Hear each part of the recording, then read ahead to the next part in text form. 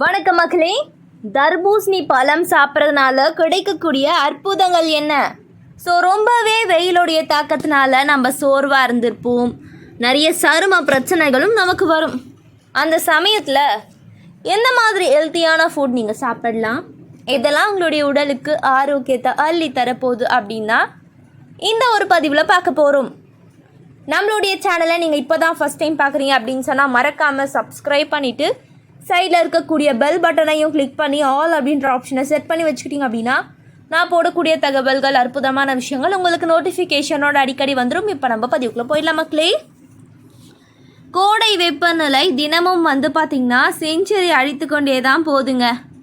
சீக்கிரமே நமக்கு நிறைய பிரச்சனைகள் வரும். சரும பிரச்சனை, வயிறு பிரச்சனை, உடல் சூடு, இதெல்லாம் குறையவே இல்லையா? தண்ணீர், நீர்மோர் பந்தல், இளநீர், ஜூஸு, லெசி, சோடா அந்த மாதிரி நிறையவே விற்பாங்க. ஆனால் அதையெல்லாம் நம்ம தவிர்த்துட்டு தர்பூசணி பழம், கிர்னி பழம் இதெல்லாம் நம்ம வாங்கி சாப்பிட்டோம் அப்படின்னா ரொம்பவே சூப்பராக இருக்குங்க. தர்பூசணியில் அப்படி என்ன தான் இருக்குது அப்படின்னு கேட்டிங்கன்னா நிறைய அற்புதமான சக்திகள் இருக்குது அப்படின்னு சொல்கிறாங்க.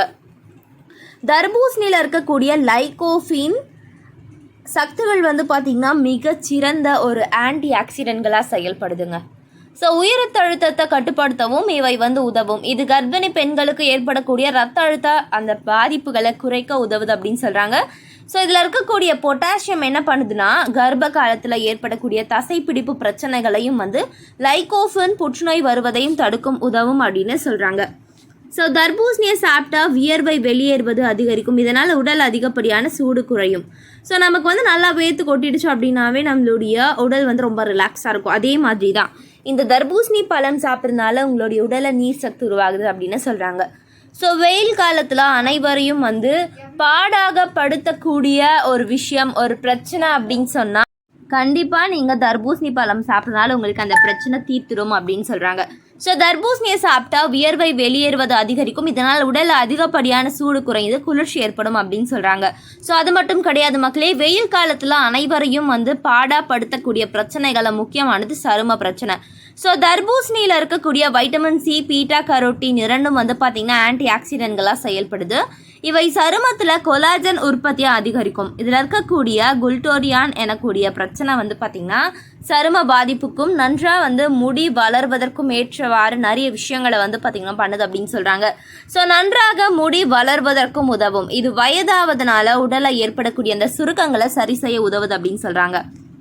தர்பூசணியில் இருக்கக்கூடிய சக்திகள் vitamin A, vitamin C, vitamin D, lycopene, citrulline, potassium. இதில் இருக்கக்கூடிய லைகோஃபின் பார்த்திங்கன்னா பீட்டா கரோட்டின் போன்ற சக்திகளும் கூட சேர்ந்து இதய ஆரோக்கியத்திற்கு பார்த்திங்கன்னா உதவுகிறது அப்படின்னு சொல்கிறாங்க. கொழுப்பு சக்தியே இல்லாத தர்பூசணியில் கலோரிகள் மிக குறைவு. இதில் 11% வைட்டமின் ஏ, 13% வைட்டமின் சி இருக்கிறது.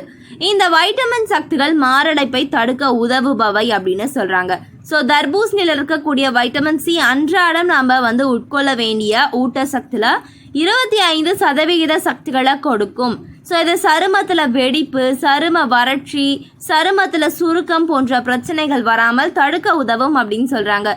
அதிக நேரம் வெயிலில் இருப்பவர்களுக்கு தோலில் எரிச்சல், சருமம் கருத்து போதல், உடல் ஆங்காங்கே தடிப்புகள் ஆகியவற்றை ஏற்படுத்தக்கூடும்.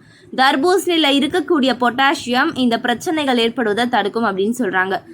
சருமத்தோடைய பொலிவை தீர்மானிக்க அதை பயன்படுறதுனால தொடர்ந்து சாப்பிடுங்க, ஆரோக்கியமாக இருங்க. இது போன்ற நிறைய தகவல்களை தெரிஞ்சுக்க நம்மளுடைய சேனலை மறக்காமல் சப்ஸ்கிரைப் பண்ணிக்கோங்க மக்களே. நன்றி, வணக்கம்.